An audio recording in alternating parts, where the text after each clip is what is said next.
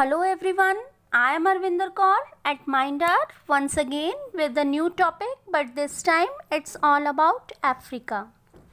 So beta, in today's lecture we will discuss about the geographical features of Africa continent. So beta, here I am showing you a map of Africa. It represents the relief features of Africa. So you can see in this map that the green color represents the grasslands and the forest cover in Africa. And on the other hand, the brown and the yellowish color represents the highlands and the desert area of Africa. So now let's talk about the position of Africa in the world map. So beta, Africa is the second largest and second most populous continent in the world. So which one is the first largest and first most populous continent? So it is Asia, and Africa stands at the second number.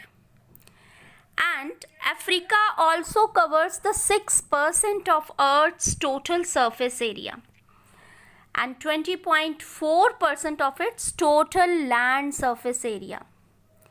Near about 16% of world's total population, human population, resides in Africa. So you can imagine that how large continent it is, that 16% of total population of the world lives in Africa. There are total 54 countries in Africa. It is also the largest number of countries amongst all the regions of the world. In it, Algeria is the largest country and Mayotte is the smallest country in Africa. And here we have divided the Africa region into the 5 sub-regions to make our study easy. You can see that this orange portion, eastern part of Africa, we can say it the East Africa. On the other hand, the pink portion is the West Africa. Upward direction, the grey portion can be referred to as the North Africa, and downwards direction at the bottom you can call it the Southern Africa, and the middle part can be referred to as the Central Africa.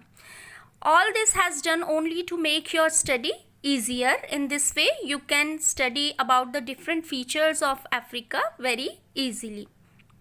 Now what about its location? So beta, Africa lies between the Tropic of Cancer and Tropic of Capricorn. Therefore it is called Intertropical Africa. So here I am showing you a map, outline map of Africa. In it you can see a dotted line passing from the middle of it. So what is this? This is the equator line.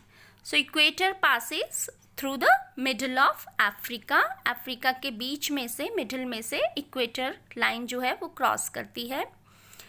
And बेटा, और जो Africa is also surrounded by the Mediterranean Sea to the north.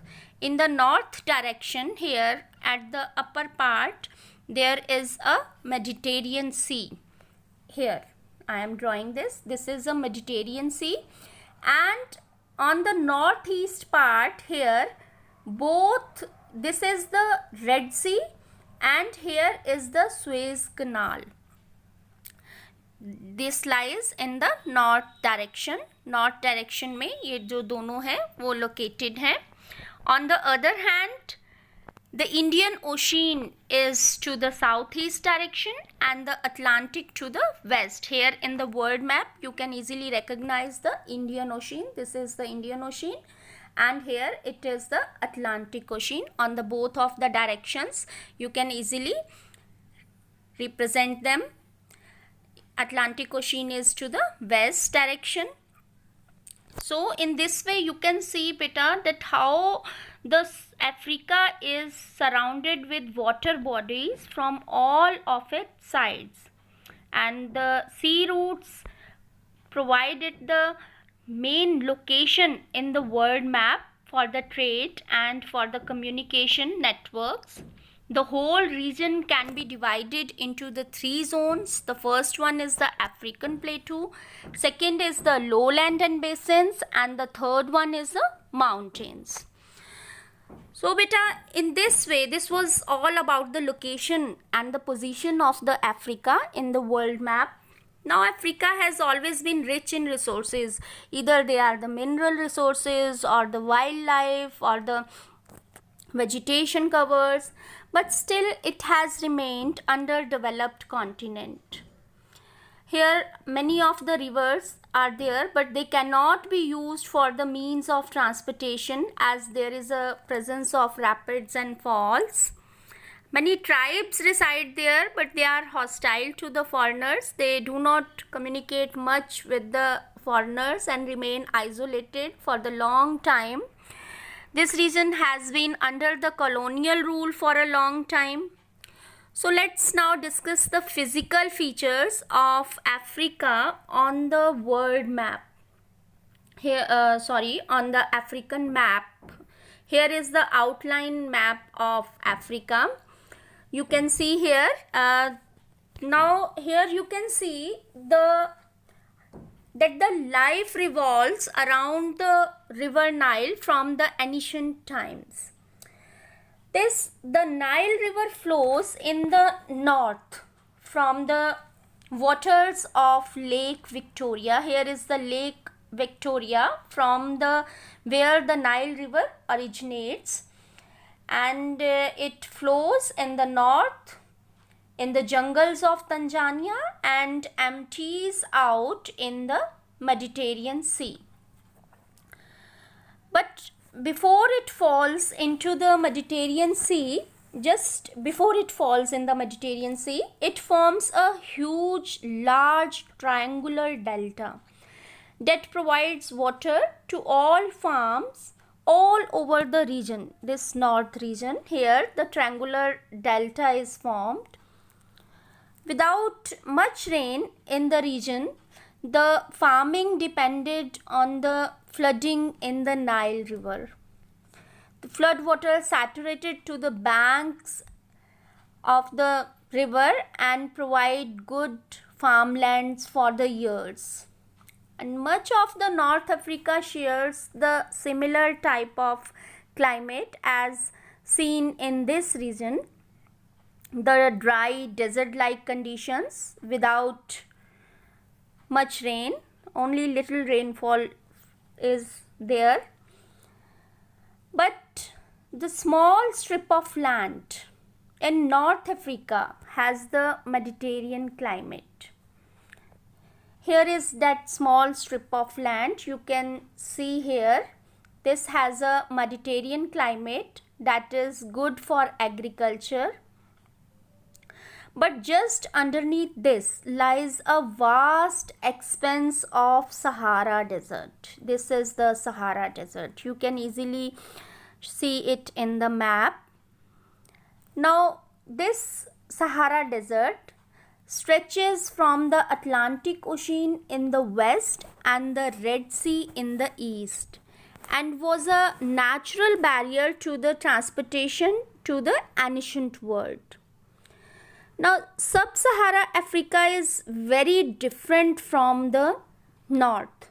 Now, what is the difference between the North Africa and the Sub-Sahara Africa? Here I am showing you another map. You can see this map. Around the equator in the west coast, you can see here, lie the jungles, or you can call it the rainforest of the Congo River Basin. Here in the map, they are easily recognized. Let me mark them. These are the rainforest. Now, these forests are very high humid, but also very wet. The denseness of the area prevented the settlements from farming, and other than these jungles are also home to the unique wildlife also. And to the east of these jungles lie the highlands of Africa. In the map, you can see this portion. These are the highlands of Africa, and these mountains are located on the Horn of Africa. Do you know which part is known as the Horn of Africa? This thing, it just looks like resembles a horn. That is why we call it a Horn of Africa. So these mountains are located on the Horn of the Africa that just fall out into the Indian Ocean, and this range is the largest continuous mountain range in the continent, and the elevation means the climate can be considered cooler in the west. The sub-Sahara are flatter plateaus along the coast that help to tie this region to the Middle East. And the south of the highlands are the plains and the savannas. You can see it in the another map. Here I am showing you. Here are the savannas. This area is known as the savannas that make the Africa famous. Now, how do they make the Africa famous? These are the large areas of grasslands that are home to the wildlife and have temperate climate. Now, these grasslands have been the major source of the wildlife and food for the Africans. Here is the wet summer and the dry winters, and this region is also the home to the tallest mount of Africa, Mount Kilimanjaro. Here I am showing you this one. It is close to the equator, a dormant volcano that rises over 19,000 feet above the sea level. And this mount and the area around it are considered a natural wonder.